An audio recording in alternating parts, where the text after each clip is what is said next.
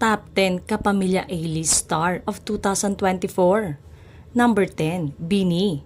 Pasabog at bongga ang pagtatapos ng taong 2024 para sa grupong Bini.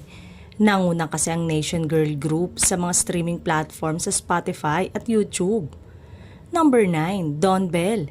Binansagan ngayong love team ng taon ng dalawang matapos ang matagumpay na taong 2024 para sa kanila. Aabangan din ang tambalan sa bago nilang serye na How to Spot the Red Flag. Number 8, Jody Santa Maria.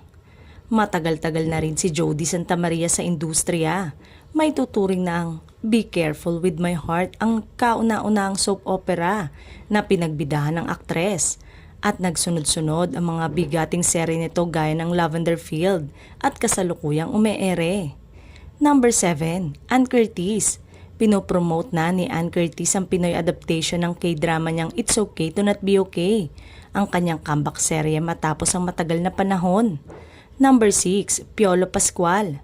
Ang serye nito na Pamilya Sagrado ay tinuturing na isa sa mga nangungunang palabas sa primetime ngayong taon na nagirehistro ng disenteng rating mula sa AGB Nielsen at Kantar PH. Number 5, Joshua Garcia. Ang kanyang comeback na pelikula na Unhappy For You ang naghahatid ng record-breaking na gross na naging kanyang pinakamataas na kita na pelikula na may mahigit 450 million pesos sa kabuuang kita sa buong mundo. Number 4, Coco Martin. Ang Batang Quiapo ay hawak pa rin ang record ng pagiging pinakamahal na slot sa Philippine Free TV.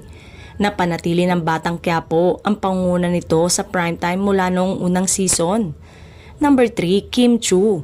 Nanalo si Kim Chu sa Outstanding Asian Actress sa Seoul Drama Award 2024.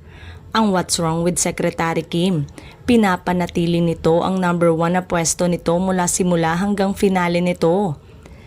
Vice Ganda, number 2. Vice is still in front of the country's number 1 noontime show, It's Showtime. Isa sa may biggest endorsement McDo, ang cast, Luxy Skin, at marami pang iba.